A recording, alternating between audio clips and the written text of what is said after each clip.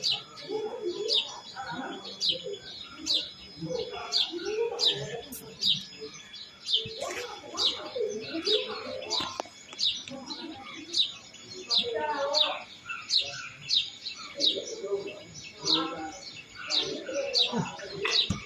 ကတည်းကခုတိမခဲနိုင်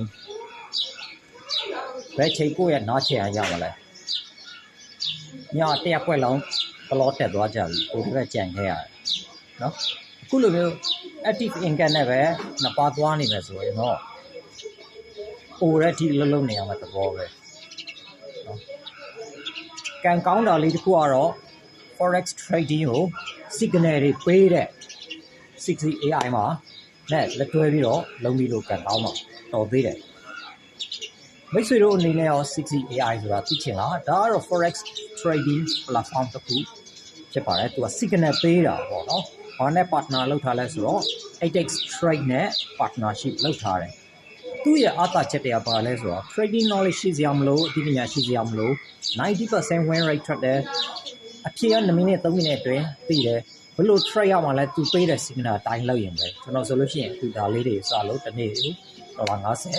100ရနေပုံမှန်ရနေပြီပေါ့နော်မကြခင်မှာတော့ retire you financial freedom ဆိုတဲ့ဘဝကိုရတော့မှာဖြစ်ပါတယ်အရန်ကိုလွယ်ကူရုံးရှင်းတဲ့ဒီ forex trade ကို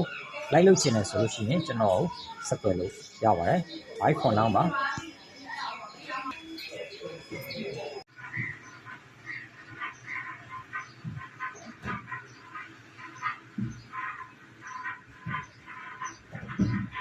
哇 trade ရမယ်ချိန်ရောက်ပြီပဲကဲဆိုင်လေးယူအောင်ပါပဲ 60 AI ရဲ့ 8x trade စီကနေပြီးတော့ခု$50ကိုလောက်သုံးလိုက်မယ်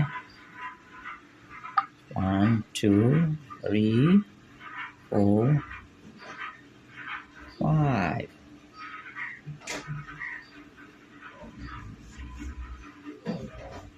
5တစ်ချိန်